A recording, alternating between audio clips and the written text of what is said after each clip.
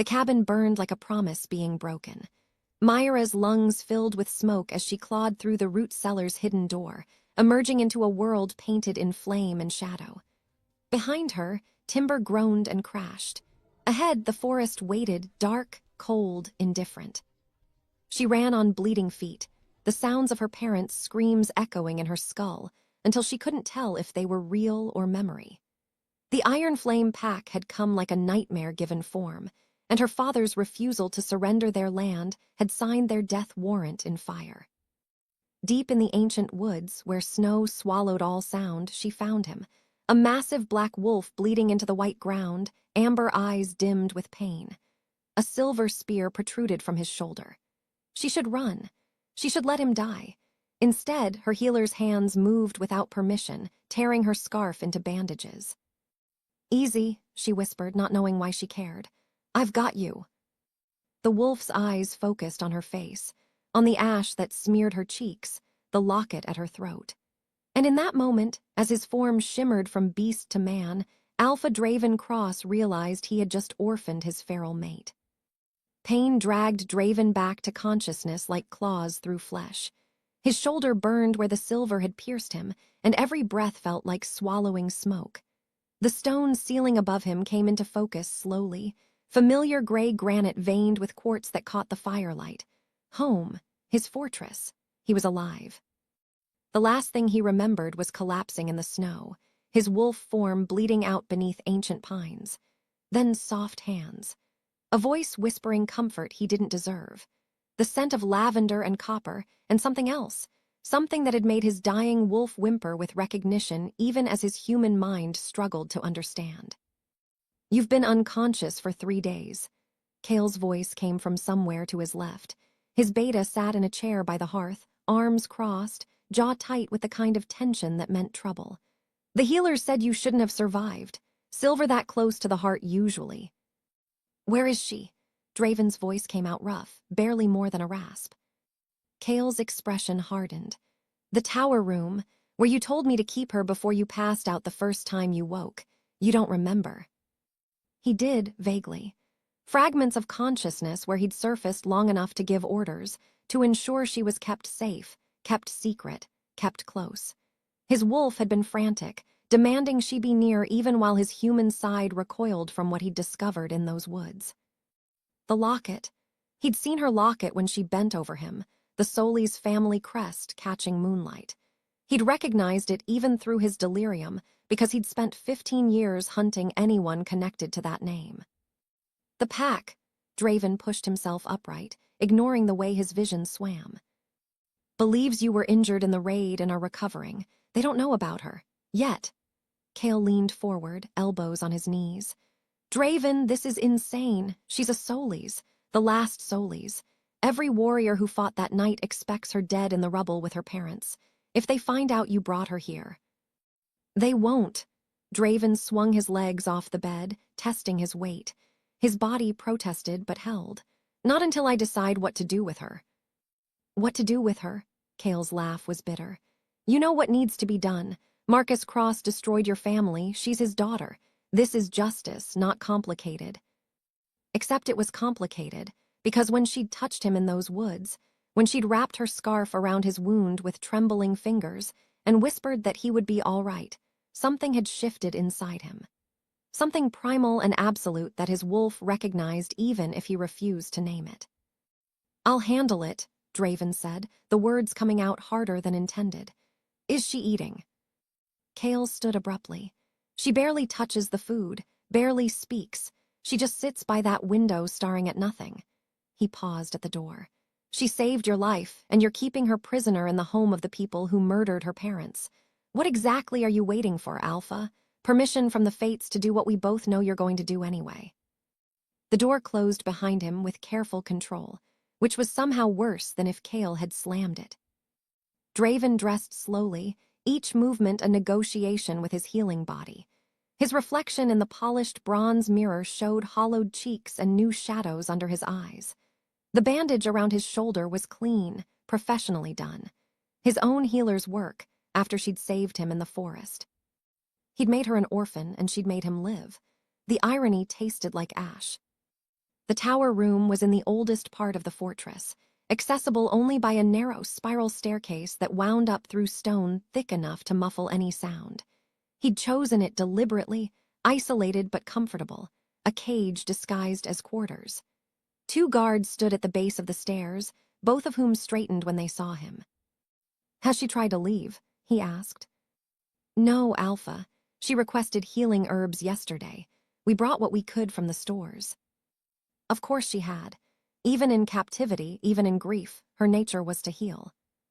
Draven climbed the stairs alone, each step bringing that strange pull in his chest stronger. By the time he reached the heavy oak door, his wolf was packing beneath his skin, demanding he move faster, get closer, make sure she was safe. He forced himself to knock. No answer. He opened the door anyway. She stood at the window, silhouetted against the late afternoon light that turned her dark hair copper at the edges. She wore the same ash-stained dress from the forest, though someone had brought her water to wash. Her feet were wrapped in clean bandages. She didn't turn when he entered, just kept staring out at the mountains beyond. "You're awake," she said quietly, not a question. 3 days, they tell me." He closed the door behind him, staying near it, giving her space even as everything in him wanted to move closer. 4, actually. You woke briefly the first night, gave orders about where to keep me." Now she turned, and the impact of her gray eyes meeting his nearly staggered him. The pull between them snapped taut, a living thing that sang in his blood and made his wolf snarl with possessive satisfaction. "I heard you through the fever. You kept saying you were sorry." He had no memory of that. "I'm not sorry." "I know."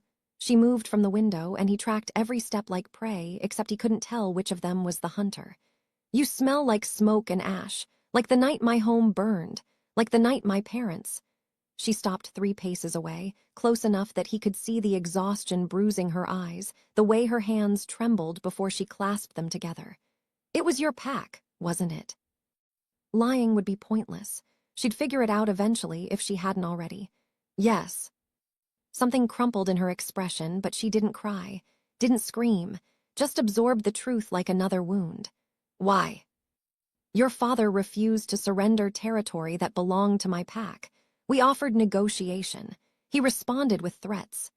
The official reason, the one his pack knew and accepted." "So you killed them?" "Yes." The word felt heavier than silver. She nodded slowly, as if confirming something to herself. Then she moved closer, close enough that he could smell lavender and grief, close enough that the pull between them became almost painful in its intensity. She reached up, and before he could move, her fingers pressed against his chest, right over his heart. The mate bond roared to life between them. Draven saw recognition flash in her eyes, saw her stumble back, hand flying to her own chest as if she could feel it too, the golden thread that bound them, impossible and absolute. Her face went white. "No," she whispered. "No, that's not you can't be." But they both knew what it was. The fate's cruelest joke, written in the language of wolves that couldn't be denied or ignored.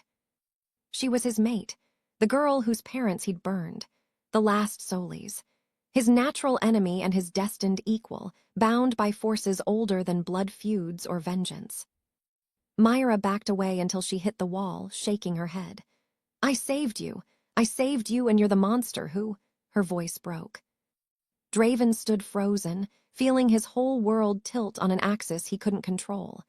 He'd prepared for rage, for grief, for her to attack him. He hadn't prepared for this, for destiny to make a mockery of everything he'd done in the name of justice. "I know," he said, because what else was there? The bond thrummed between them, demanding recognition, demanding he cross the space and claim what was his. He didn't move. "I know what I am." Her gray eyes met his amber ones, and in them he saw everything he'd taken from her reflected back, but beneath the grief and shock. Something else stirred, the same inexplicable pull that had made her stop in those woods, that had made her choose healing over survival. "Get out," she said softly, but her hand remained pressed over her heart, as if she could feel the bond burning there too. Draven left because she'd asked, because she'd saved his life, because he'd stolen hers. And because they both needed time to reconcile what the fates had done, bound together two people who should have been enemies until death, and now would be something far more complicated than either could escape. The border skirmish happened 8 days after Myra's conversation with Grandmother Ash. She heard about it from Alara, who appeared at her tower door with supplies and worry etched across her face. Nightshade Pack pushed across the western boundary, testing our defenses while Draven's still recovering. Alara set down bandages and salves, her movements tight with tension. 3 warriors injured. The Alpha took a blade to his side because he's too stubborn to stay behind like his body needs. Myra's hands stilled over the herbs she'd been sorting. That pull in her chest, the one she'd been trying to ignore, suddenly flared sharp and urgent. Pain that wasn't hers echoed through the mate bond, and she gasped despite herself. Is he? Alive, furious, refusing treatment from anyone. Alara met her eyes meaningfully. He locked himself in his quarters and told Kale if anyone disturbed him, he'd reassign them to latrine duty for a month. Then why are you telling me? Because you can feel it, can't you? The bond. Alara's expression softened. I've seen mated pairs before. The way you winced just now when I mentioned his injury, you're connected whether you want to be or not. Myra wanted to argue, but the ache in her side where his wound must be made denial pointless. She gathered supplies with hands that had found their purpose again after days of restless inactivity. Healing was the one thing that still made sense when everything else had turned complicated and painful. The walk to Draven's quarters felt longer than it should have. Pack members watched her pass with expressions ranging from curiosity to hostility. She kept her spine straight and her eyes forward, carrying her healer's bag like armor. 2 guards stood outside his door, the same ones from her tower stairs, she realized. The Alpha said no visitors, the taller one began. Then it's fortunate I'm not visiting. Myra kept her voice steady. I'm treating an injury, unless you'd prefer to explain to Kale why you let your Alpha bleed out from pride. They exchanged glances. The bond must have been pulling at Draven too, because she heard movement inside followed by his rough voice. Let her in. His quarters were larger than her tower room, but surprisingly spare. A desk covered in maps and correspondence. Weapons mounted on walls. A bed that looked barely used. And Draven, shirtless, pressing a blood-soaked cloth to his left side while he tried unsuccessfully to reach the wound with his other hand. I didn't ask for you, he said without looking up. You didn't have to. Myra closed the door behind her and moved closer, studying the injury with a healer's focus rather than a prisoner's fear. That needs stitching. If you'd let your own healers treat it. I don't need a lecture. No, you need medical attention before infection sets in. She set down her bag and pulled out supplies, organizing them on his desk with practiced efficiency. Sit. For a moment she thought he'd refuse. Pride and pain warred across his face, visible in the tight set of his jaw and the way his amber eyes tracked her movements like he couldn't decide if she was threat or salvation. Then the bond pulled again, and something in him surrendered. He sat on the edge of his bed, still holding pressure on the wound. Let me see. He moved his hand away. The gash ran from his lower ribs toward his hip, deep enough to need stitches, but not life-threatening if treated properly. Blood still seeped from the edges. Myra knelt before him, grateful for something concrete to focus on besides the impossible situation they were trapped in. Her fingers cleaned the wound with steady pressure, and she felt him tense but not pull away. This will hurt, she warned before beginning to stitch. It already hurts. His voice came out rougher than before. Not from pain, she realized, but from proximity. The mate bond sang between them at this distance, making her hyper-aware of his breathing, his warmth, the way his muscles jumped under her touch. She focused on her work, each stitch precise despite the tremor in her hands.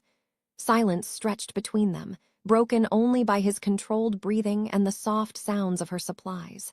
She'd treated dozens of injuries before. Why did this feel different? Why did every point of contact between them seem to burn? You have a lot of scars, she said finally, needing to fill the quiet with something other than the mate bond's insistent hum. Comes with the territory. He gestured vaguely toward his torso, where old marks carved a history of violence into his skin. Each one's a lesson in what happens when you're not fast enough or strong enough. This one, she traced a jagged line across his ribs without thinking, then pulled her hand back when electricity sparked at the contact. That wasn't a clean cut. Claw's rival pack 5 years ago, they thought killing me would destabilize Pyreborn enough for an easy takeover. His mouth curved without humor. They were wrong. Myra tied off another stitch, her mind cataloging injuries the way she'd been trained. Burns on his left shoulder, old, healed wrong. A puncture wound near his collarbone that suggested a spear or arrow. Claw marks that spoke of challenges from within his own pack. And this, she touched a circular scar over his heart before she could stop herself. His hand caught hers, holding it there. She felt his heartbeat against her palm, strong, steady, alive because she'd saved him. That's from the night my family died. His voice went flat, empty. Silver bullet meant for my father. I was 14, tried to shield him and took it instead. His amber eyes met hers. I survived. He didn't. Neither did my mother or my sister. The beta I trusted like an uncle orchestrated the whole thing while I bled out on our hall floor. The grief in his voice was raw enough to make her own throat tighten. She should pull her hand away. Should remember that this man killed her parents. Should remember that everything between them was built on ashes and lies. I'm sorry, she whispered instead. For what? You didn't pull the trigger. But his hand still held hers against his chest, as if he needed the contact as much as she suddenly did. For your loss, for understanding how it feels to watch your world burn. She met his eyes. Why did you do it? Why did you kill my parents? His jaw tightened, but he didn't look away. Your father controlled territory that belonged to Pyreborn before he took it. 3 generations of my pack hunted those woods, raised families in those valleys. He claimed it all when he built his new pack and refused every offer to negotiate sharing boundaries. So you burned him out. I gave him options, months of options. He responded with threats and insults. Draven's voice hardened. The night we came, he'd sent word that any Pyreborn wolf who crossed the boundary would be executed on sight. He was drawing a line that would have led to open war between packs. I ended it before it could spread. By making me an orphan. By doing what an alpha does, protecting my pack. His hand tightened on hers. I won't apologize for that. She should hate him. Every rational part of her screamed that she should hate him. But the mate bond wove between them, carrying echoes of his pain, his duty, his own losses. And beneath his words, she heard what he wasn't saying, that the decision still haunted him, that her face in the snow had shattered something in his certainty. I didn't know they'd be inside, he said quietly, and for a moment the alpha mask cracked.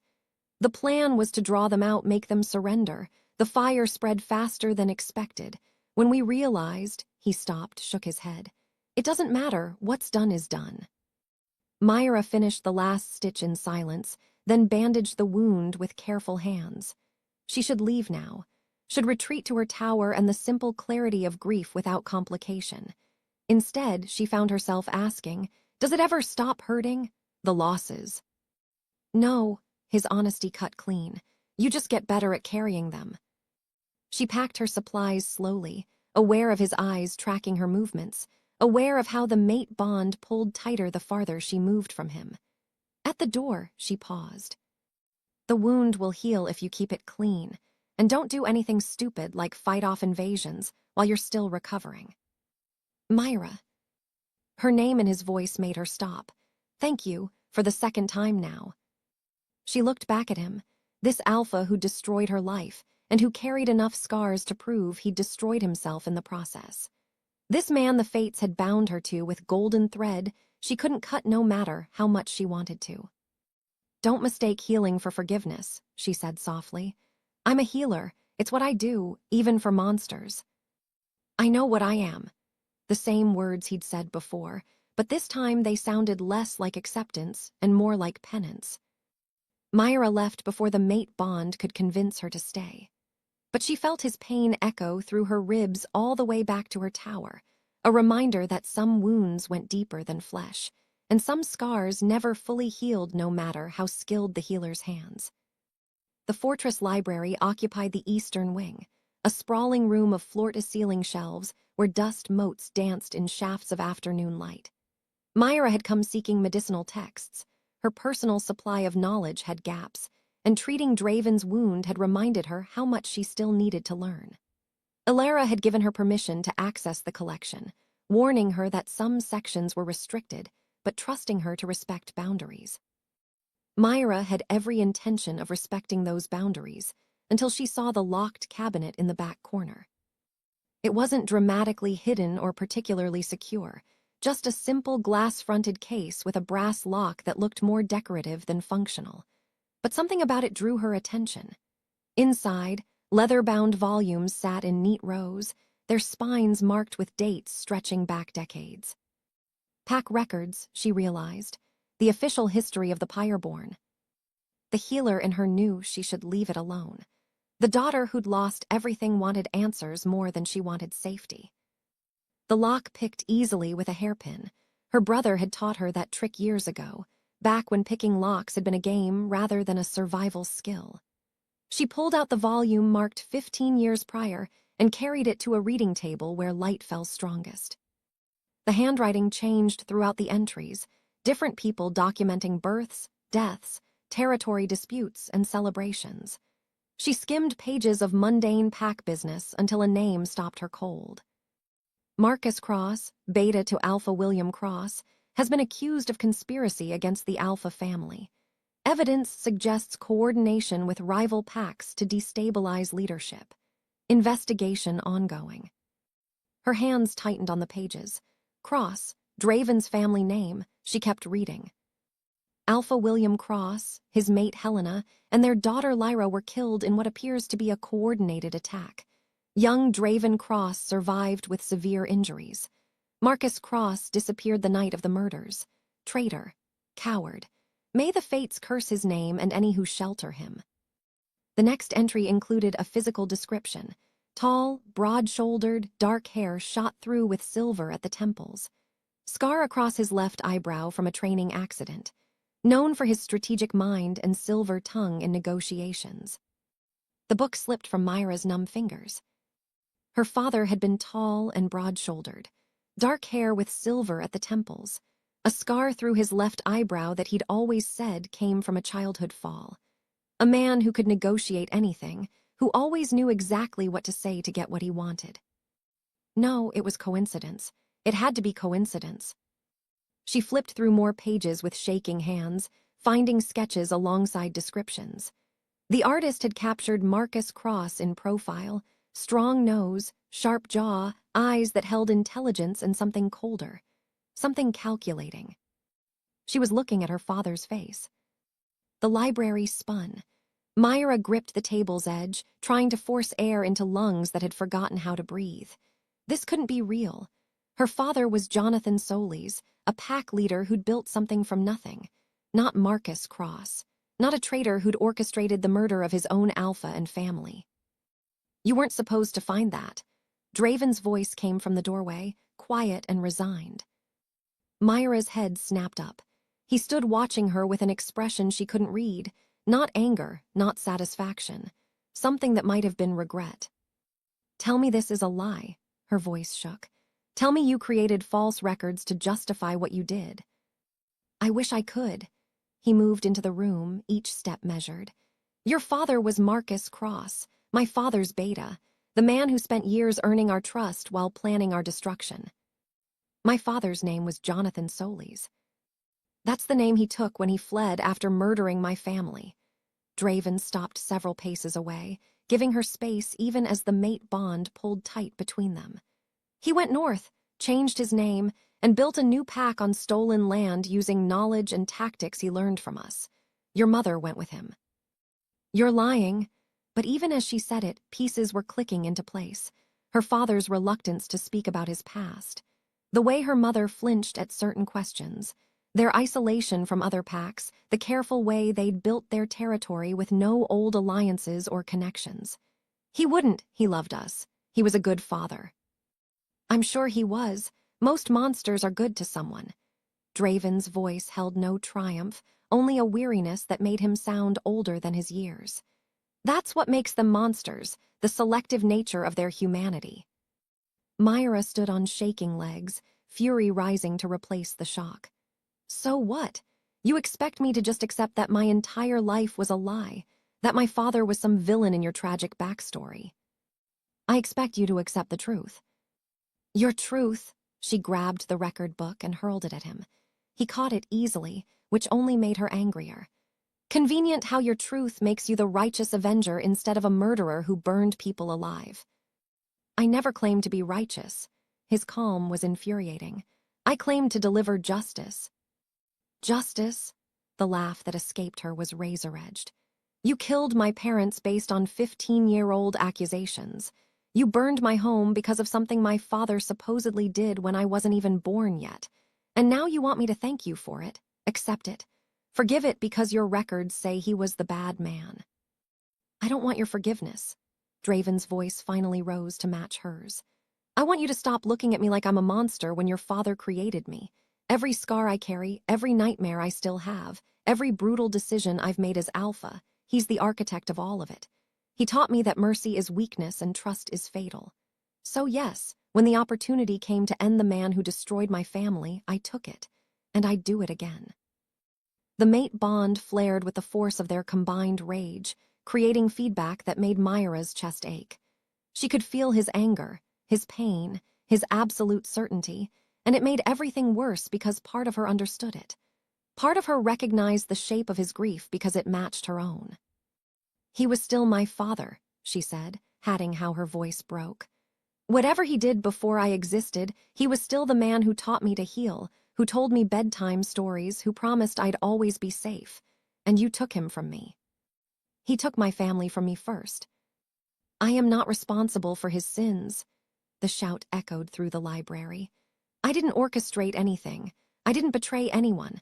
I was just a daughter who loved her parents, and you made me an orphan to settle a blood debt I never owed. Draven's expression shifted, something cracking in that alpha composure. You think I wanted this? You think I wanted to find out the girl who saved my life was Marcus Cross's daughter? That the fates would bind me to the one person who has every right to hate me? Then reject the bond. Myra stepped closer, drawn by fury and that cursed golden thread between them. You're the alpha. You have the power. Just reject it and let me go. I can't. The admission seemed torn from him. I've tried. Every day since I woke in that forest and saw your face, I've tried to make myself reject what we are.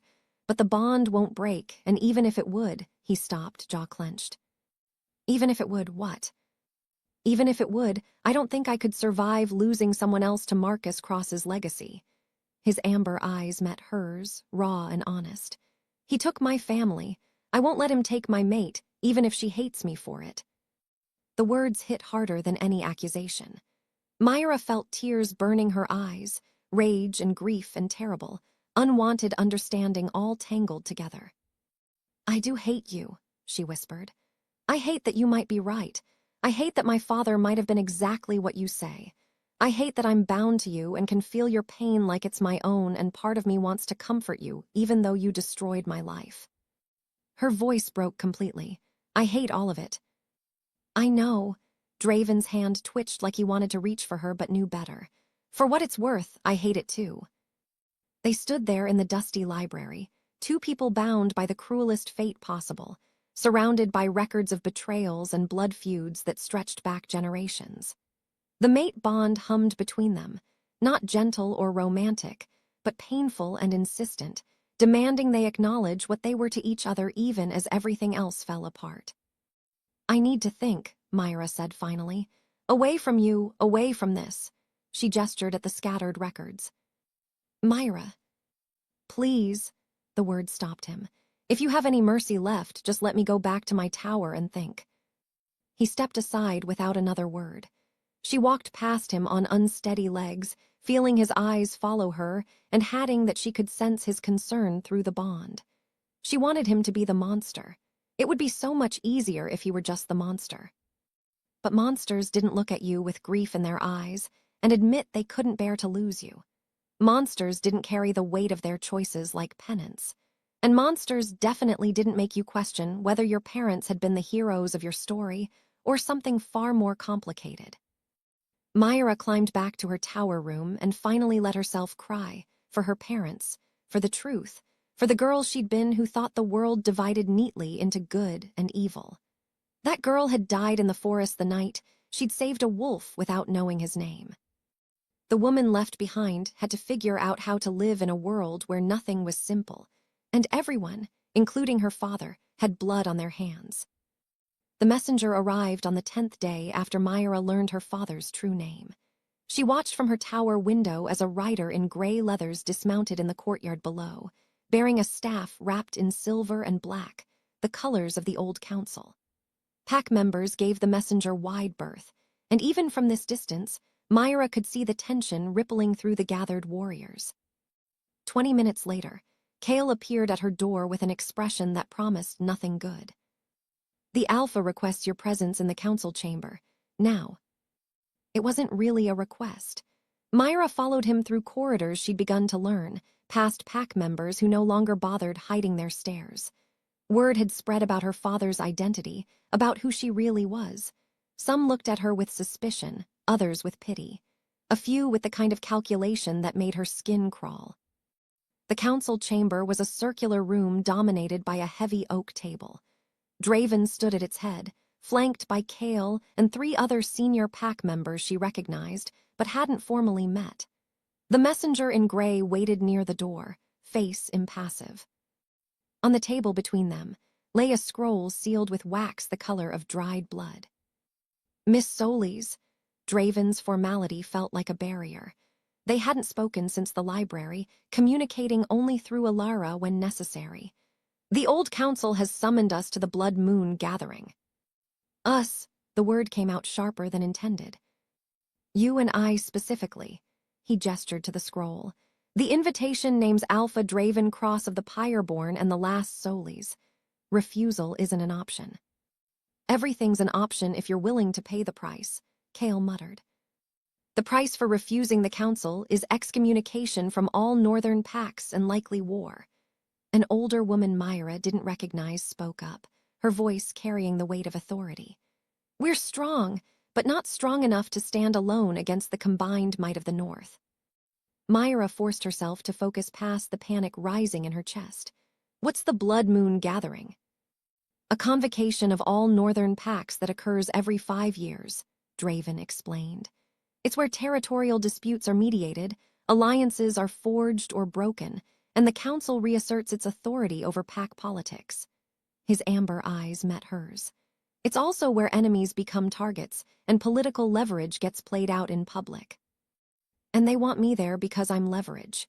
Understanding crystallized. The last survivor of a traitor's bloodline bound by mate bond to the Alpha he betrayed. I'm walking proof of your, what? Weakness, mercy, instability. All of the above, Kale said bluntly. Every rival pack will see this as an opportunity to challenge Draven's authority or destabilize our pack. Then don't take me.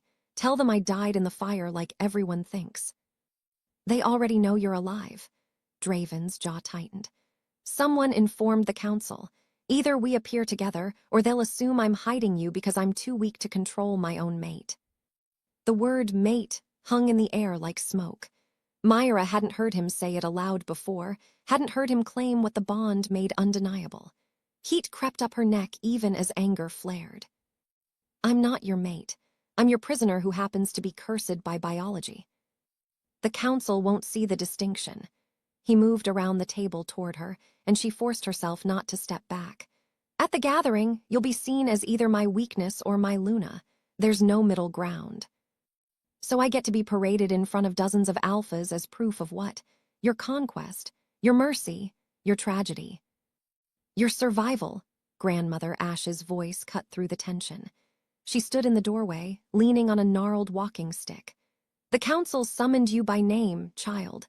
That means they want to see what Jonathan Solis' daughter became, whether you're a threat or a pawn or something else entirely. The pieces clicked together with sickening clarity. They want to know if I'm like him, if I'm plotting something. Or if you're leverage they can use, the old woman confirmed. The council doesn't summon names lightly. They have plans for you, whether you attend or not. At least at the gathering, you'll see those plans coming. Myra looked between them. These wolves who'd become less like monsters and more like people trapped in the same impossible situation she was. Draven watched her with an intensity that made the mate bond pulse, waiting for her decision as if she actually had a choice. When do we leave? 3 days. Relief flickered across Draven's expression, quickly masked. The journey takes 4 days hard ride. We'll bring a small contingent, myself, Kale, 6 warriors, and you. And if I try to escape during the journey? Then you'd be alone in hostile territory during a blood moon, when every pack sends representatives through those same roads. His voice softened slightly. I'm not saying you'd be safer with us. I'm saying you'd be dead within a day without us. The messenger cleared their throat. The council expects your confirmation by sundown, Alpha Cross.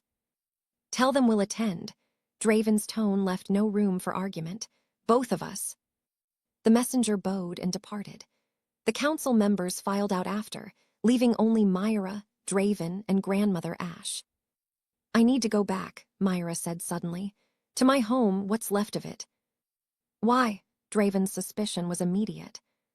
Because if I'm going to be put on display as the last Solis, I deserve to see what that name actually means. And because... She stopped, not sure how to explain the pull she felt. Because I need to say goodbye, properly, before everything changes again. Grandmother Ash nodded slowly. The girl has a right to her grief, Alpha, and perhaps to whatever truths she might find in those ashes. Draven studied Myra for a long moment. She felt his assessment through the bond, weighing risks, calculating angles, trying to determine if this was trick or genuine need. I'll take you myself, he said finally. Tomorrow, before we leave for the gathering, and Myra, he waited until she met his eyes. Whatever you find there, it doesn't change what has to happen. We attend the gathering together or we both pay the price. I understand.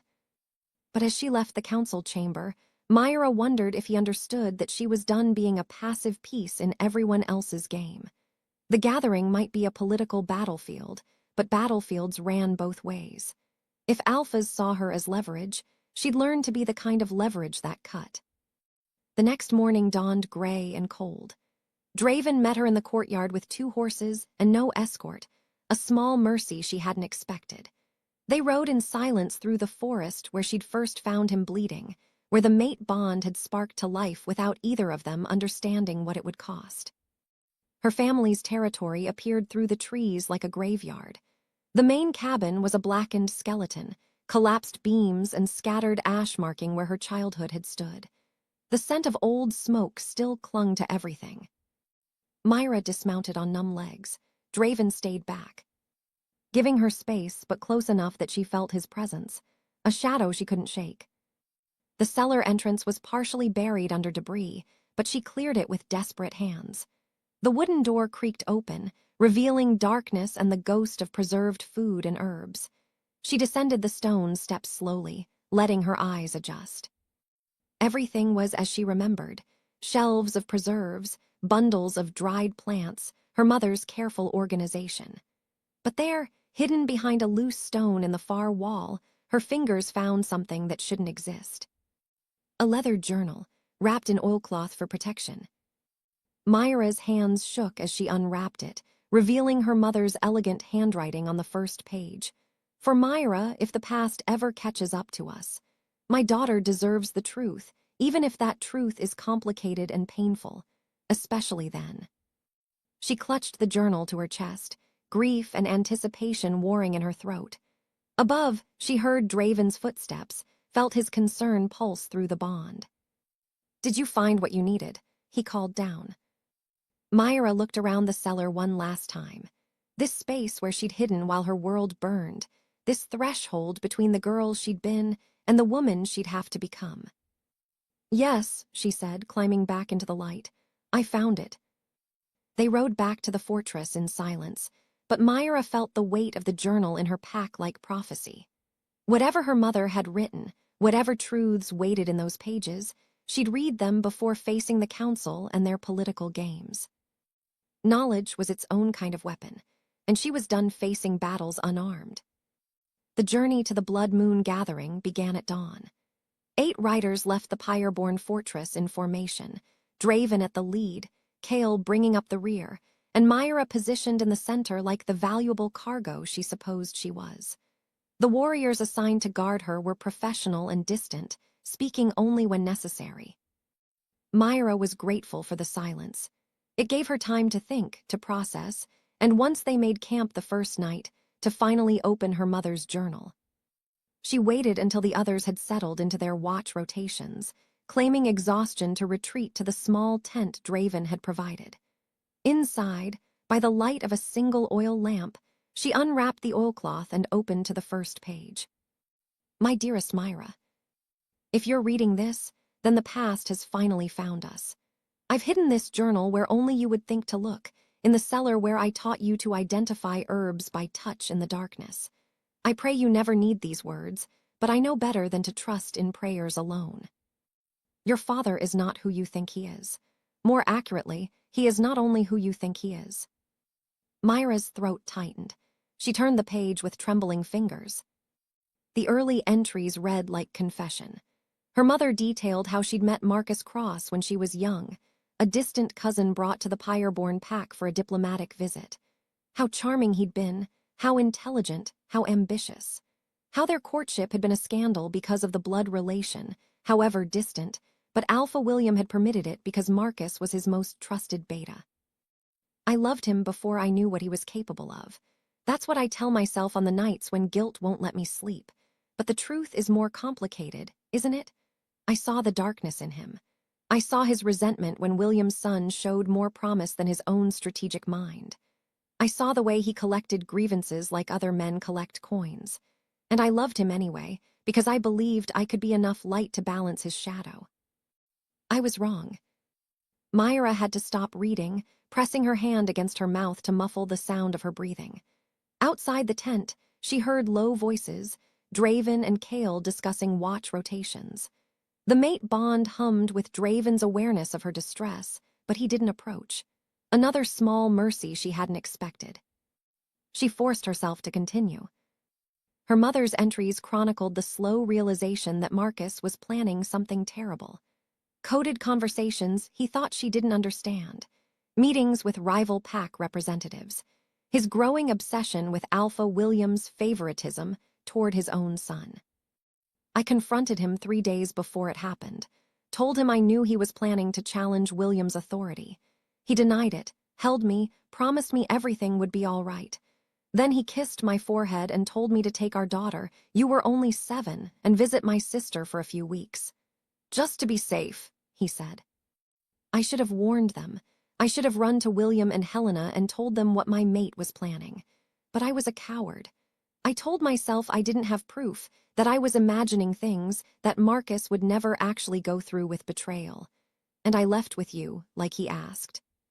When we returned, the Cross family was dead. Draven, barely more than a boy, lay broken and scarred, and Marcus was already planning our escape.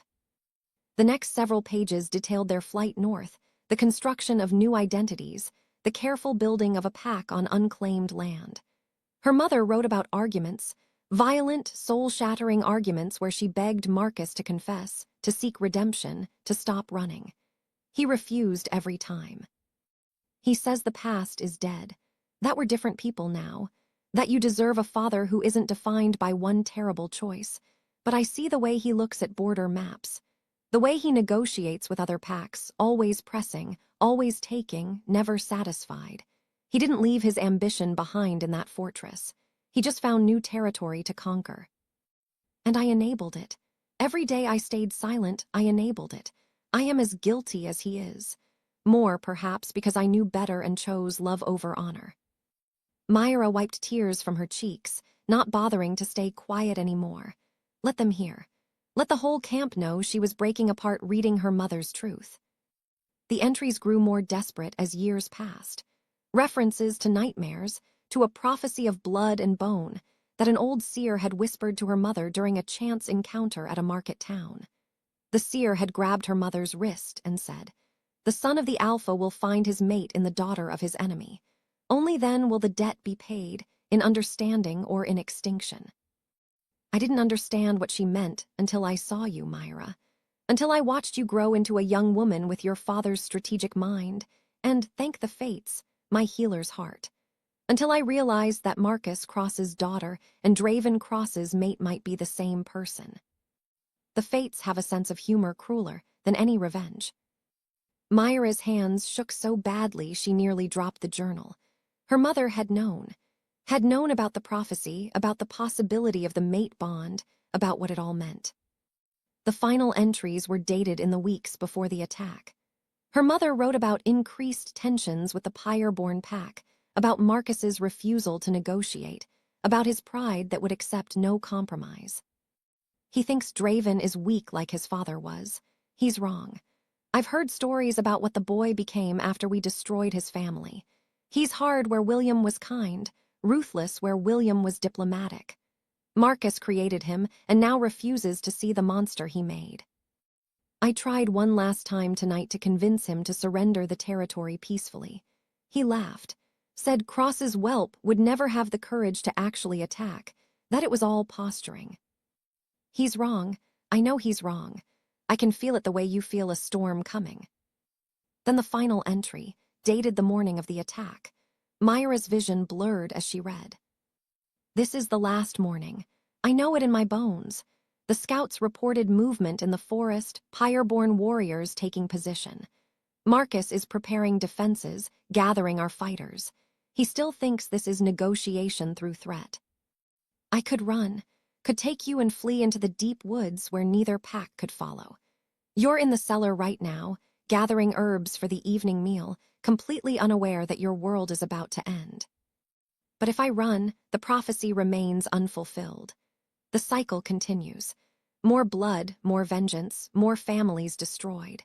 And you, my darling girl, you would live your whole life running from a destiny you don't understand. So I'm staying. I'm going to stand with your father because that's what a mate does, even when that mate is wrong. Even when staying means dying. Because maybe, just maybe, if Draven Cross burns everything to the ground, he'll find you in the ashes. And maybe the fates will finally give both your bloodlines a chance to choose something other than vengeance. Forgive me, Myra. Forgive me for not being stronger, for not stopping your father years ago, for choosing this path that will hurt you most of all. I'm not brave enough to face what needs to be faced. But you have always been braver than either of your parents. Save the wolf when you find him. Save yourself. Save the possibility that love might be stronger than blood debts. I will love you until Ash claims me and beyond. Your mother, Helena."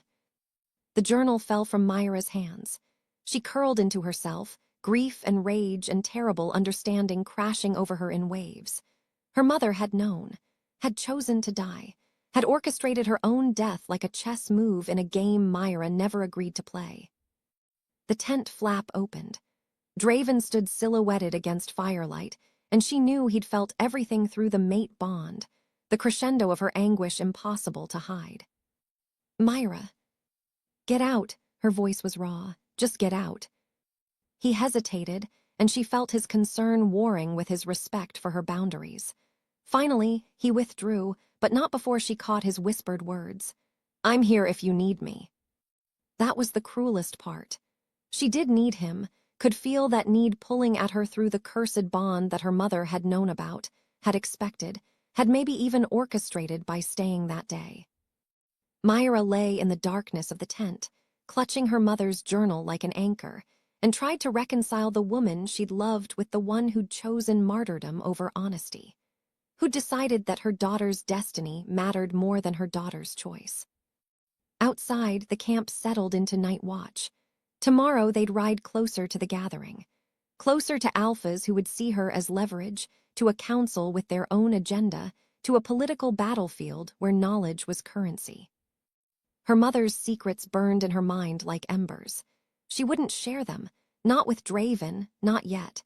Not until she understood what game the fates were playing and whether she could find a way to win on her own terms. But one thing was certain. She was done being a pawn in prophecies written before her birth.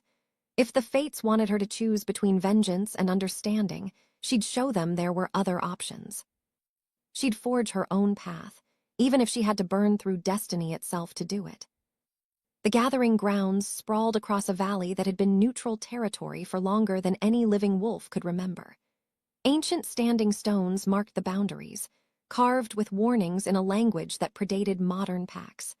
Hundreds of tents and temporary structures filled the space between the stones, banners from dozens of packs snapping in the wind like battle standards. Myra felt every eye turn toward them as the Pyreborn contingent rode through the main entrance. "Stay close," Draven murmured, the first words he'd spoken to her since she'd sent him away from her tent 2 nights ago. "And remember, weakness here gets you killed or claimed, sometimes both." She straightened in her saddle, refusing to let exhaustion or grief show on her face. Around them, wolves gathered to watch the infamous Alpha Draven Cross arrive with the rumored last Solis. Whispers followed their passage like smoke. "That's her. She's smaller than I expected." "Can you feel it? The mate bond practically screams between them." "I heard he burned her parents alive and kept her as a trophy." "I heard she saved his life, and he's too weak to either claim or kill her." Myra's fingers tightened on her reins. Beside her, Kale rode with his hand conspicuously near his weapon, scanning the crowd for threats. The other Pyreborn warriors had formed a protective formation around her, and Draven, making it clear she was both prisoner and treasure. The Pyreborn camp was positioned in the western section, near the largest standing stone. Servants already had tents erected, including a central pavilion that would serve as Draven's headquarters during the gathering. Warriors from other packs watched their arrival with varying degrees of hostility or interest. "The opening ceremony is tonight," Kale said as they dismounted. "Every alpha presents themselves and their pack status to the council. You'll both need to attend." "What about me?" Myra asked. "Do I get dragged on display like a hunting trophy?" Draven's jaw tightened. "You attend as my—" He stopped, seeming to struggle with the word. "As my companion. The council summoned you by name. Hiding you would create more problems than it solves." "So I'm a companion now. Earlier this week, I was a prisoner." "Earlier this week, we weren't surrounded by alphas looking for any excuse to challenge my authority." His amber eyes met hers with an intensity that made the mate bond pulse. "I need you to trust me tonight, just tonight." "Trust is earned, Alpha, not demanded." A voice cut through their tension, smooth as honey and twice as dangerous. "Draven Cross, still making enemies everywhere you go, I see." Myra turned to find a man approaching their camp with the confident stride of someone who feared nothing. He was tall and lean, with silver blonde hair pulled back in a warrior's braid and eyes the pale blue of winter ice. 3 warriors flanked him, all wearing black and gray, nightshade colors. "Soren," Draven's voice went flat. "I didn't realize scavengers were invited to the gathering." "Careful, Cross, we're on neutral ground. The council frowns on violence between greetings." Soren's smile never reached his eyes. Then those eyes shifted to Myra, and she felt the weight of his assessment like a physical touch. "So the rumors are true. You actually brought Marcus Cross's daughter. How delightfully complicated." "She has a name," Myra said before she could stop herself, "and she can speak for herself." Soren's smile widened with genuine amusement. "Spirit, I like that." He moved closer, ignoring the way Draven's warriors tensed. "Tell me, Miss Solis, are you here by choice or by chain? It's sometimes hard to tell with the Pyreborn." "I'm here because the council summoned me." "Ah, but that doesn't answer my question." He lowered his voice, speaking just loud enough for her and Draven to hear. "If you find your current arrangement unsatisfactory, the Nightshade Pack offers sanctuary to those seeking freedom from tyrants who hide behind justice." "She's not interested," Draven growled. "I wasn't asking you." Soren kept his eyes on Myra. "Think about it.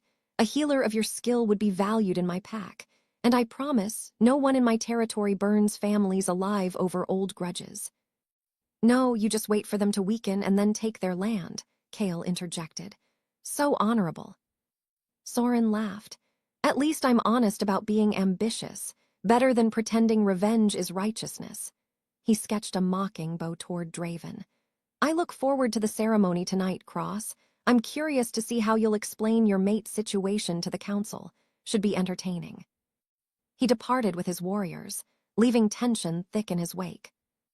Don't, Draven said as Myra opened her mouth. Don't even consider whatever he offered. He offered me a choice. That's more than you've given me. He offered you a leash with prettier chains. Soren doesn't do anything without calculating the benefit to himself. If he wants you, it's because he thinks you're leverage against me. Maybe I want to be leverage against you. Their eyes locked, the mate bond sparking with frustrated anger on both sides. Then Draven turned away abruptly. Kale, show her to her tent. Make sure she has appropriate clothing for the ceremony. And for the love of the fates, don't let her wander off alone. The ceremony took place in a massive amphitheater formed by the standing stones. Torches blazed against the gathering darkness as hundreds of wolves assembled by pack. At the center, 7 ancient figures sat in chairs carved from single pieces of stone, the old council, their faces weathered and eyes sharp despite their age. Myra sat beside Draven in the Pyreborn section, acutely aware of every stare, every whisper. She wore a simple but elegant dress that Alara had packed, deep blue that brought out her gray eyes, practical enough for the wilderness but formal enough for politics. Draven had changed into ceremonial leathers that made him look every inch the alpha, powerful, dangerous, untouchable. One by one, alphas presented themselves to the council. Declarations of pack strength, territory claims, requests for mediation. The ceremony was part theater, part politics, all power dynamics on display. When Draven's turn came, he stood with the casual confidence of someone who'd done this before. Alpha Draven Cross of the Pyreborn, 23 warriors, 4 elders, secure Western territory. No disputes to present at this time. And yet, the voice came from the eldest council member, a woman so old her hair had gone pure white, her face a landscape of centuries. You bring a complication to our gathering, Alpha Cross, the last daughter of the traitor Marcus Cross, your mate, bound but unclaimed, alive but not free. What exactly is your intention with this girl? Silence rippled through the assembly. Every eye turned toward Draven and Myra. Draven's expression remained controlled, but Myra felt his tension through the bond. The mate bond was unexpected, Elder Thora. I am determining the appropriate path forward. Determining? Another council member, a man with scars crossing his weathered face, leaned forward. The mate bond is not a negotiation, young Alpha. You either claim what is yours or you reject it and face the consequences. Leaving her in limbo dishonors the bond itself and makes you look indecisive. Weak. Murmurs of agreement rippled through the crowd. Myra felt wolves assessing them both, saw Soren watching with barely concealed satisfaction. With respect, Elder Marcus, the situation is complicated by what? By pride? By revenge? Thora's voice cut like a blade. Your father would be disappointed to see you paralyzed by circumstances instead of leading through them. She shifted her gaze to Myra. And you, child, what do you want? Do you accept this bond or reject it? Do you claim your place as Luna or demand your freedom? Myra's heart hammered. Dozens of alphas waited for her answer, an answer that would define how they saw her, how they saw Draven, how they'd all move forward. She felt Draven's attention on her, intense and desperate, silently begging her not to reject him publicly. She thought of her mother's journal, of choices and prophecies and the terrible weight of other people's expectations. I want what any wolf wants, Elder Thora. Myra kept her voice steady. To understand what I'm choosing before I commit to it. The mate bond is sacred, you said so yourself. Shouldn't sacred things be honored with thought instead of rushed because of politics? A few wolves murmured approval. Others looked disappointed. Thora studied her for a long moment. Wise words for one so young. Very well. You have until the gathering ends in 3 days to decide. Both of you. Her eyes moved between them. Claim each other, reject each other, or kill each other. But you will not leave here in limbo.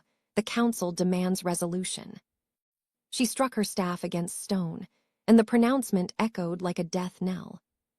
As wolves dispersed toward the formal dinner, Myra felt the weight of 3 days pressing down on her. 3 days to decide her entire future. 3 days to choose between a mate bond she hadn't asked for and a freedom that might cost both their lives. "That could have gone worse," Kale muttered as they moved toward the dining pavilion. Myra caught Soren watching her from across the amphitheater, his expression calculating. Other alphas assessed her with new interest, no longer just a curiosity, but a piece actively in play. Draven's hand brushed her elbow, the brief contact sending electricity through the mate bond. "Thank you," he said quietly, "for not rejecting me in front of the council."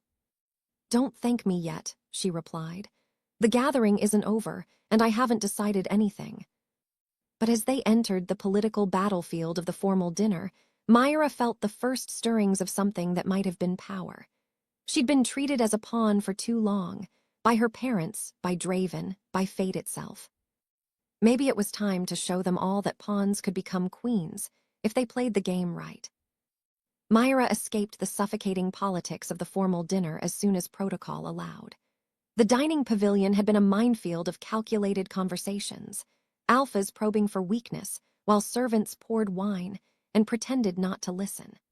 Draven had been pulled into negotiations with territorial rivals, leaving her to navigate predatory attention from wolves who saw her as either opportunity or threat. She found herself drawn to the edges of the gathering grounds, where torchlight faded and the ancient standing stones loomed like silent sentinels. The largest stone bore carvings she couldn't read, symbols that predated modern language, warnings or blessings worn smooth by centuries. "The old language," a familiar raspy voice said behind her. "It says, here the debts of blood are weighed, here the future pays for the past, here the cycle breaks or consumes all." Myra turned to find Grandmother Ash leaning heavily on her walking stick, having somehow followed her into the darkness. "You shouldn't be out here alone, Grandmother. The paths are treacherous." "Child, I was navigating these stones before your parents were born, before your grandfather was born, for that matter." The old woman moved closer, her amber eyes catching torchlight. "Besides, I came looking for you. Figured you'd run the moment you could." "I'm not running, I'm thinking." "Same thing, sometimes." Grandmother Ash settled herself on a flat stone with a groan.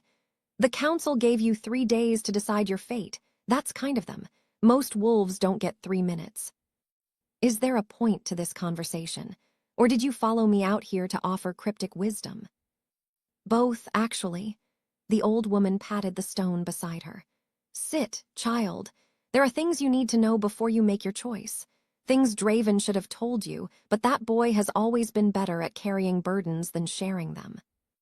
Myra sat warily. Around them, the sounds of the gathering faded to distant murmurs, leaving only wind through stones and the old woman's labored breathing. "Your mother's journal told you some of the truth," Grandmother Ash began, and Myra's sharp intake of breath confirmed the guess. "Don't look so surprised. I knew Helena. Knew she was the type to write things down, to try and explain what couldn't be explained in person. But she only knew part of the story. The rest, well, that's been buried for 15 years. "What rest?" "The prophecy, the real one, not the fragments your mother heard from that market seer." Grandmother Ash's gaze drifted to the stars beginning to emerge above. Helena Cross, Draven's mother, was a powerful seer, one of the last true ones. She saw things that hadn't happened yet, understood patterns that others missed, and in the weeks before Marcus betrayed us, she saw her own death coming. Myra's throat tightened. She knew. Knew and couldn't stop it. That's the curse of seeing the future. You watch it unfold exactly as predicted, helpless to change what must be. The old woman's voice grew heavy with old grief. Helena saw Marcus's betrayal, saw the attack that would kill her family. She tried to warn William, but he trusted his beta too much to believe it. So Helena did the only thing she could. She cast a blood curse with her dying breath. The air felt suddenly colder. What kind of curse? The binding kind. The kind that reaches through generations and forces fate's hand. Grandmother Ash turned to face her fully. She cursed at her son, sweet, innocent Draven who was just a boy, to find his mate in the bloodline of his enemy.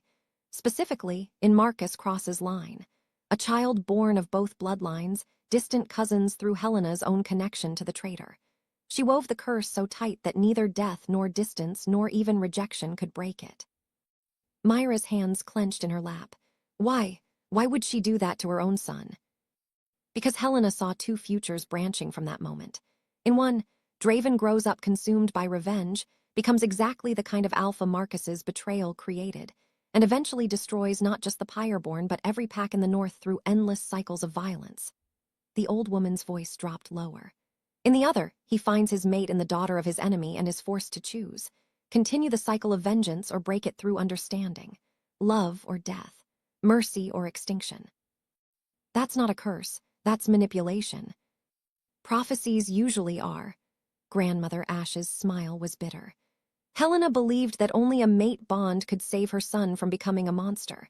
That only by binding him to Marcus's bloodline could she force both sides to face what they'd done to each other. It was her final act of hope or revenge. Depends on how you look at it. Myra stood abruptly, packing between stones. Everything crystallized with terrible clarity. Her mother's choice to stay, the inevitability of the mate bond, Draven's conflicted behavior. They'd all been dancing to a dead woman's choreography. Does Draven know about the curse? He knows there was a prophecy. He knows his mother foresaw the mate bond. But Helena was careful. She didn't tell him it was a curse she'd actively cast. Let him believe it was just foresight, not manipulation. Grandmother Ash struggled to her feet. The boys carried enough guilt. Knowing his mother forced this bond, trapped you both in her last desperate attempt to save him from himself, that would break what's left of him.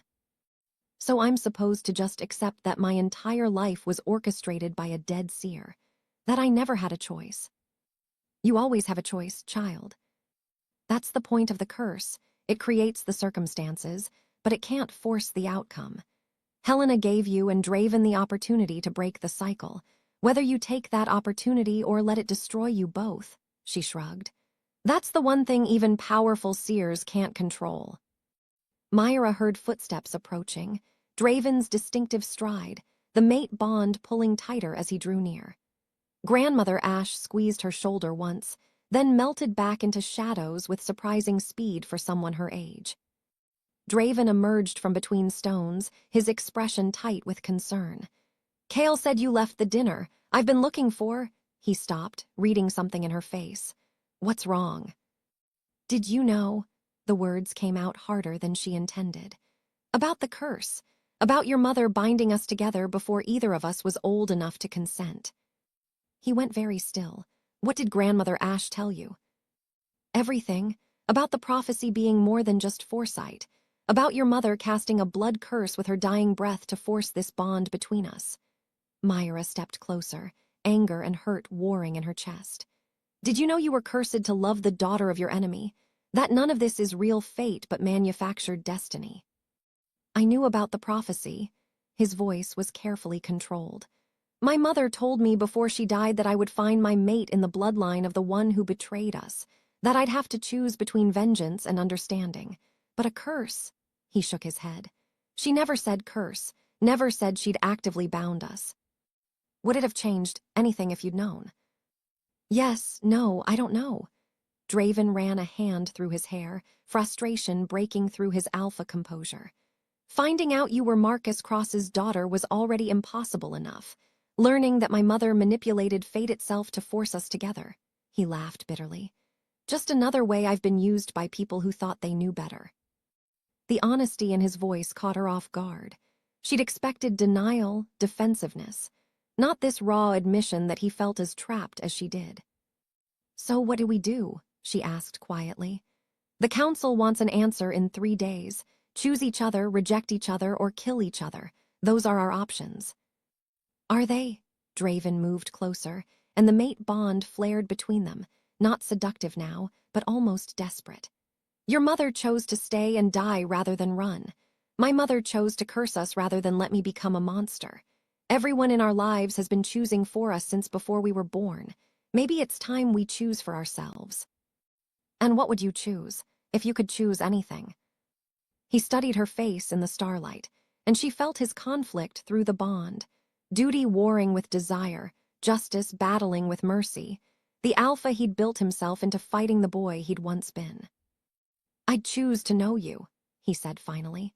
"Not as my enemy's daughter or my cursed mate or the council's entertainment, just as Myra, the woman who saved my life when she had every reason to let me die, the healer who sees wounds others miss, the person who stands in this stone circle and demands real choices instead of accepting predetermined fates." Something in her chest loosened at his words. "That's not an answer the council will accept." "Then we'll find an answer they will accept, together." He held out his hand, not commanding or demanding, just offering. "I can't undo what my pack did to yours. You can't undo what your father did to mine. But maybe we can stop letting the dead dictate how the living love." Myra looked at his outstretched hand, thinking of prophecies and curses and all the ways they'd both been used. But she also thought of the man who'd brought her healing supplies when he could have kept her in darkness, who'd taken her back to her burned home even though it meant confronting his own crime, who'd admitted his manipulation and asked for nothing in return. She took his hand. The mate bond sang between them, but for the first time, it felt less like a chain and more like a bridge, connecting two people who'd been born on opposite sides of a chasm and were trying, against all odds, to meet in the middle. 3 days, she said. "We have 3 days to figure out what we're choosing and why. No more secrets between us. No more half-truths." "No more secrets," he agreed. They stood together beneath ancient stones that had witnessed countless choices, countless cycles of vengeance and mercy. Somewhere in the distance, the gathering continued its political games. But here, in this moment, they were just two people trying to forge their own future from the ashes of everyone else's mistakes. It wasn't forgiveness. It wasn't even close to love. But it was something honest, and that was a start. The final night of the Blood Moon gathering was supposed to be a celebration. Pacts had resolved disputes, territories had been negotiated, alliances had been forged. The great bonfire at the center of the amphitheater blazed high while wolves danced and drank, the political tensions of the past days dissolving into temporary camaraderie. Myra stood at the edge of the festivities, watching Draven navigate conversations with other alphas. They'd spent the past 2 days in careful negotiation, not just with the council, but with each other, learning to read each other's signals, to present a unified front even when uncertainty still churned beneath the surface. Tomorrow they would give the council their answer. Tonight, they were simply trying to survive the final hours of political theater. "You look thoughtful." Elara appeared beside her, holding 2 cups of spiced wine. "Or possibly plotting an escape, hard to tell with you." "Can't I be doing both?" Myra accepted the wine gratefully, though she had no intention of drinking enough to dull her senses. Something about the night felt wrong, an electricity in the air that had nothing to do with celebration. "Draven keeps looking over here like he's afraid you'll vanish if he blinks." Alara's tone was teasing, but her eyes were serious. "For what it's worth, I think you've been good for him. He's been less volcanic these past weeks." "That's a low bar." "True, but..." Elara stopped mid-sentence, her attention snapping toward the amphitheater entrance. "That's odd." Myra followed her gaze. A group of servants in council gray moved through the crowd with unusual purpose, dispersing toward different sections.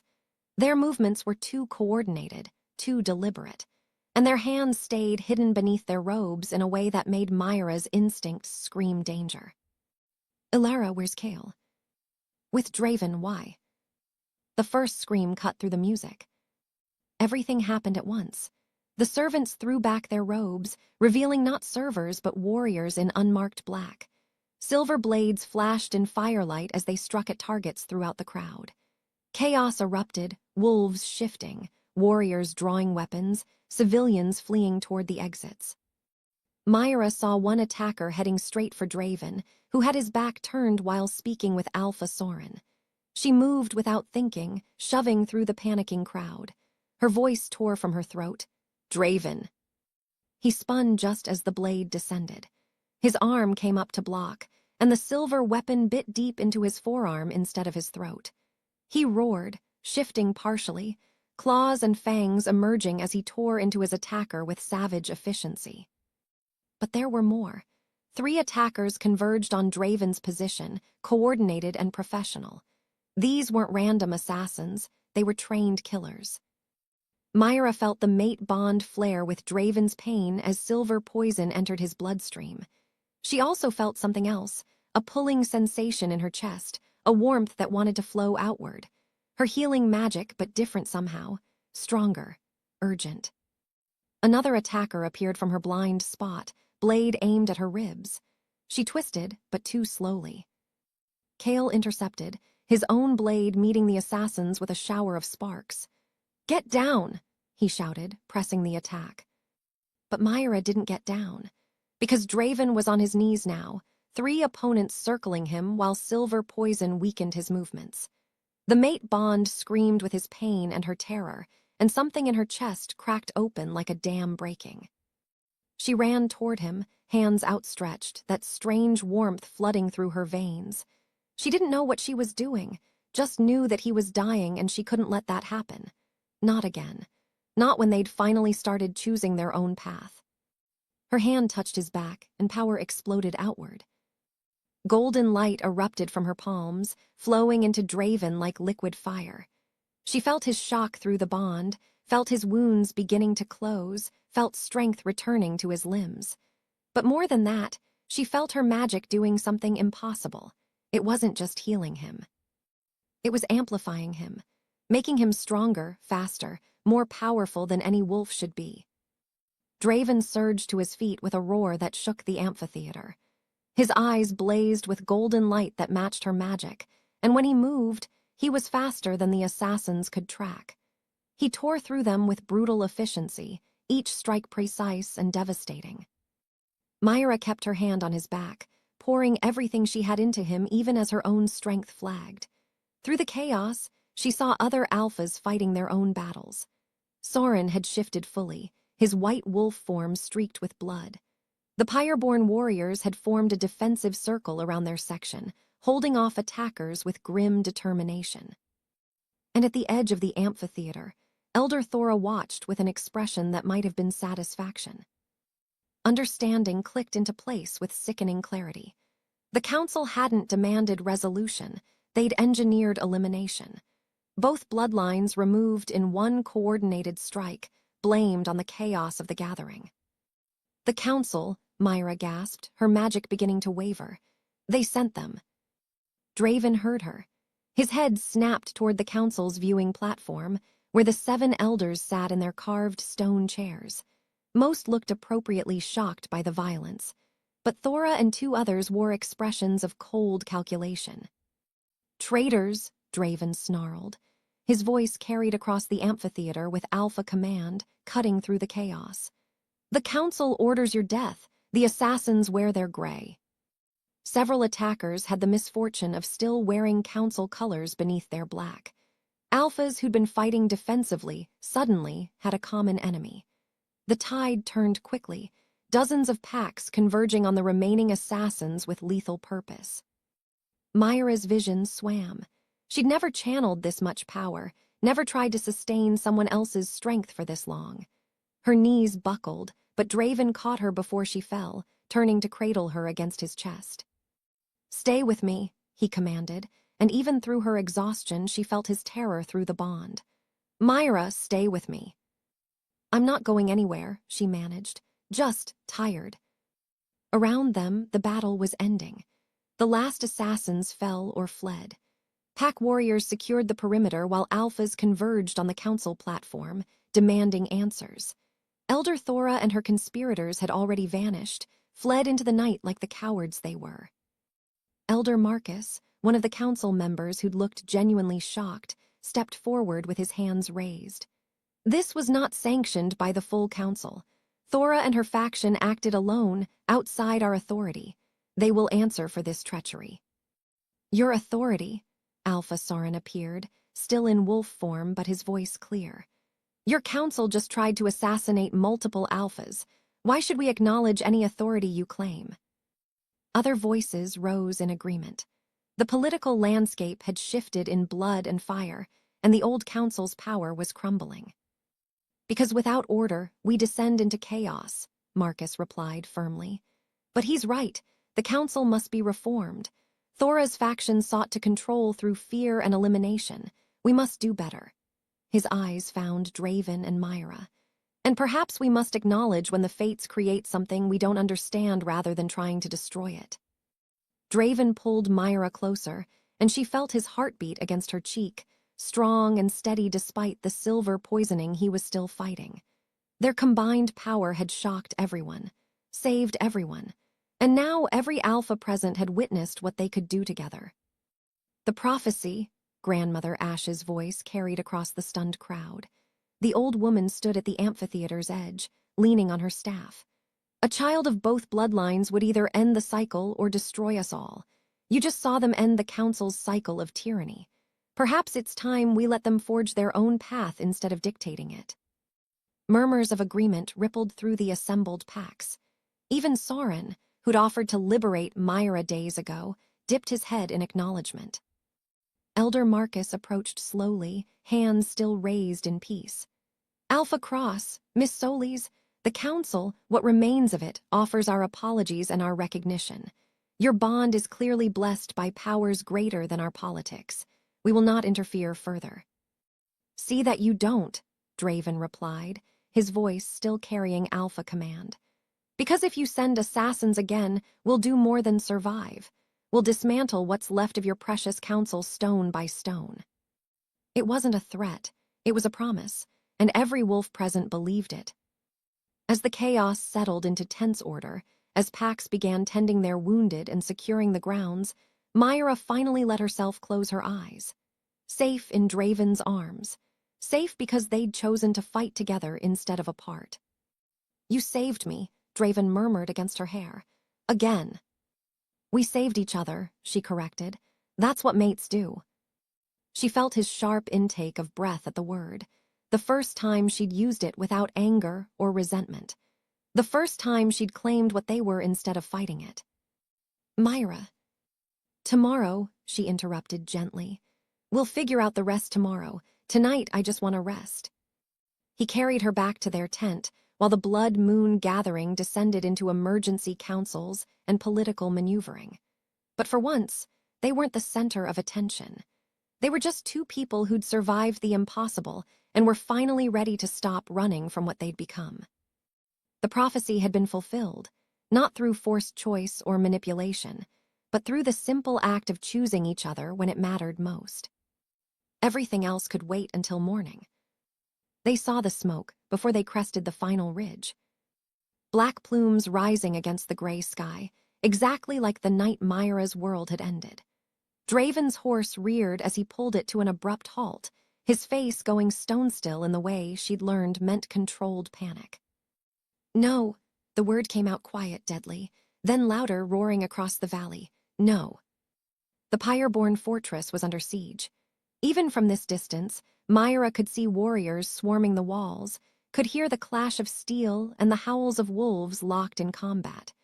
Black and gray banners snapped in the wind, nightshade colors. "Soren," Kale's voice was pure venom. "That bastard used the gathering as cover.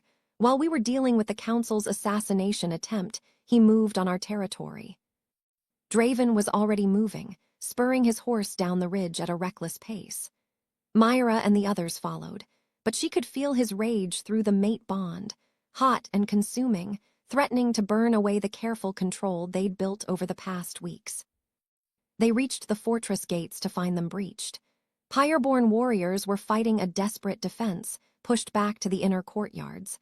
Bodies littered the ground, both sides. Myra noted with a healer's instinct, too many bodies. Draven shifted before he'd fully dismounted, his wolf form tearing into the nearest nightshade warrior with savage efficiency. The Pyreborn warriors rallied at their alpha's return, pushing back with renewed ferocity.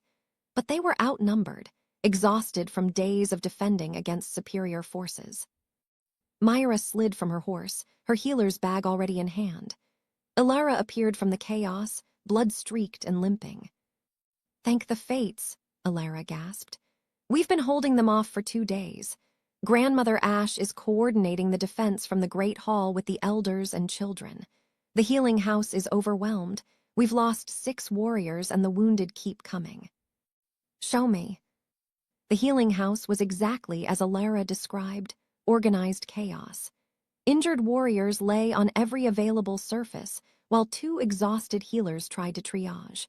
Myra assessed the situation with practiced eyes, already moving toward the worst cases. You, she pointed at the nearest healer. Focus on stopping bleeding and stabilizing. I'll handle the critical cases. Her hands were already moving, checking pulses, examining wounds. A young warrior with a gut wound, he needed immediate attention or he'd die. Another with a crushed shoulder, painful but not immediately fatal. A third barely breathing, silver poisoning spreading through his veins. She couldn't save them all. The realization hit like a physical blow. Her whole life, she'd believed her purpose was to heal, to save, to mend what was broken. But surrounded by the wounded and dying, she understood the terrible truth her mother must have learned. Sometimes healing meant choosing who lived. Sometimes mercy meant easing pain you couldn't cure. Sometimes the greatest act of compassion was accepting your own limitations. I need you to listen carefully, she told the other healers. Her voice steady despite the grief clawing at her throat. This man here, the gut wound, we can save him if we work together.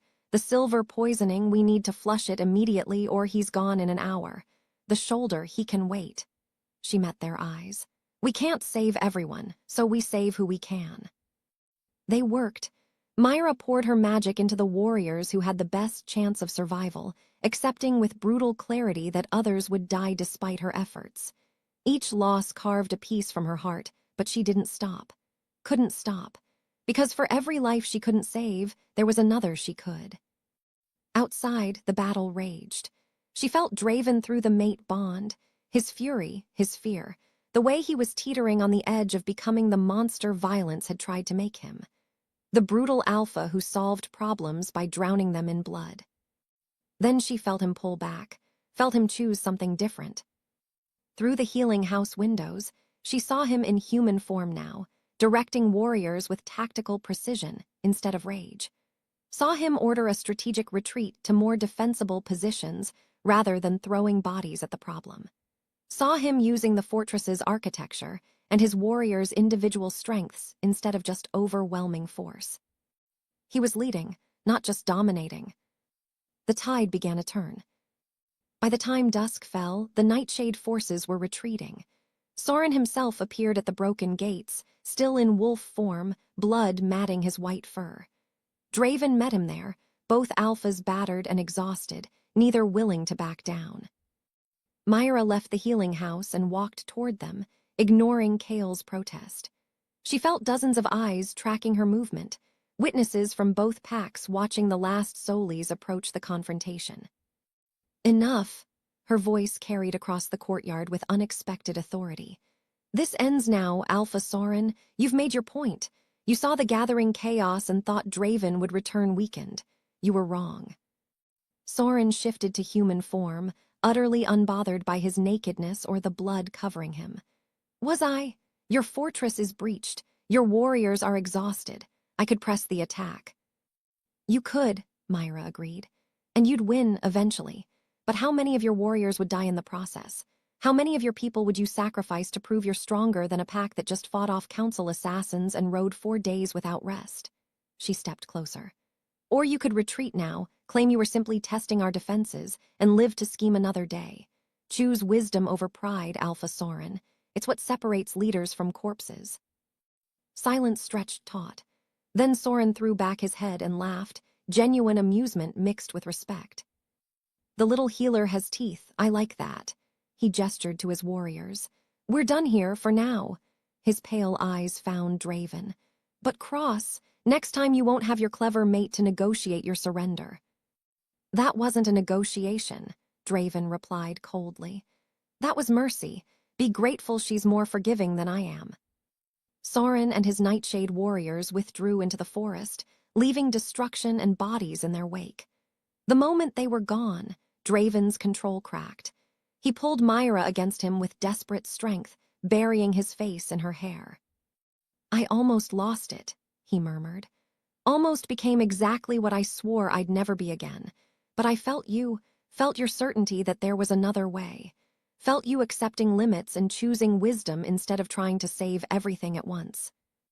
"We saved who we could," Myra replied, her own voice breaking. "That's all anyone can do." The days that followed were dedicated to rebuilding, physically and emotionally. They buried their dead with honor, repaired the breached gates, tended the wounded who would carry scars from this battle forever. And on the first clear morning after the chaos settled, Draven found Myra in her tower room. "Walk with me." They traveled together to the forest where everything had begun. The trees were heavy with fresh snow, the world quiet and still. Draven carried a cloth bundle, which he set down carefully near the spot where Myra had first found him bleeding. "I wanted to build something," he said quietly. "Instead of just destroying, wanted to mark what happened here, not as a victory or defeat, but as a beginning." Together, they built a cairn from river stones, a memorial for all the dead. Myra whispered her parents' names as she placed stones. Draven spoke his family's names with a reverence she'd never heard before. They added stones for the warriors lost defending the fortress, for the prophecy's victims and violence's casualties. When the cairn stood complete, Draven produced a winter rose from his bundle, the kind that bloomed impossibly in snow, that survived when nothing else could. "My mother loved these," he said. "She said they were proof that beautiful things could grow from the coldest circumstances." They planted it together at the cairn's base, pressing soil around its roots with gentle hands. It would bloom in spring, Myra knew. Would survive and thrive because that's what winter roses did. "I want to perform the mating ceremony," Draven said, not quite meeting her eyes. "Not because the council demanded it or because of prophecies and curses, but because I choose you, because you make me want to build instead of burn." "I want that too," Myra replied. "But not the traditional ceremony, not submission and claiming, something new, something that honors what we've both survived." They crafted their own ritual in that quiet forest. No witnesses except the trees and the memorial cairn. They spoke vows that acknowledged scars alongside promises, admitted that love built from ashes would always carry the scent of smoke, but could be real despite that, maybe even because of it. Draven offered his hand and his heart, admitting he'd been broken by violence and was still learning how to build. Myra offered her healing and her choice, admitting she couldn't save everyone but would stand beside him as they tried to save what mattered. When they kissed, sealing bonds that had been forged in fire and blood and impossible circumstances, Myra felt the mate bond transform. Not the desperate pull of curse and prophecy, but something chosen and true. Something they'd built from the ruins of everyone else's expectations. They returned to the fortress as Luna and Alpha, not through domination, but through partnership. Myra brought her healing knowledge to a pack built on war, teaching them that strength included knowing when not to fight. Draven began the difficult work of transforming from a vengeance-driven Alpha to a leader who built futures instead of destroying pasts. It wasn't perfect. Some pack members resented the changes. Others struggled with having a Luna whose father had betrayed them. There were hard conversations and harder choices ahead. But standing together in the snow beside their memorial cairn, watching the winter rose they'd planted together, Myra understood something her mother's journal had tried to tell her. Forgiveness wasn't weakness. Choosing hope over hate wasn't naive. It was the hardest, bravest thing anyone could do. The cycle of vengeance wasn't broken, cycles that ancient never truly ended. But it was bent, redirected toward something that might, with time and intention and the kind of stubborn hope that survived impossible winters, bloom into something beautiful. Draven's hand found hers, their fingers intertwining like the roots of the winter rose beneath the snow. "Ready?" he asked. "For what?" "Everything, whatever comes next." Myra looked at the memorial cairn, at the fortress beyond, at the man beside her who'd burned her world and then helped her build something new from the ashes. She thought of prophecies fulfilled, and curses transformed. Of parents who'd made terrible choices and children who'd chosen better. "Yes," she said, "I'm ready."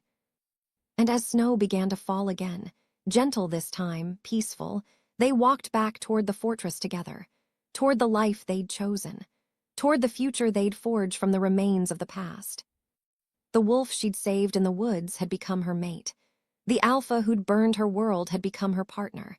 And somehow, impossibly, that was exactly as it should be. From ashes to alliance, from enemies to equals, from vengeance to hope. Myra and Draven's journey proves that even the deepest wounds can heal, if we're brave enough to choose understanding over hatred. If this story moved you, subscribe for more tales where love is earned, not given, where monsters become heroes, where the hardest choice is always forgiveness.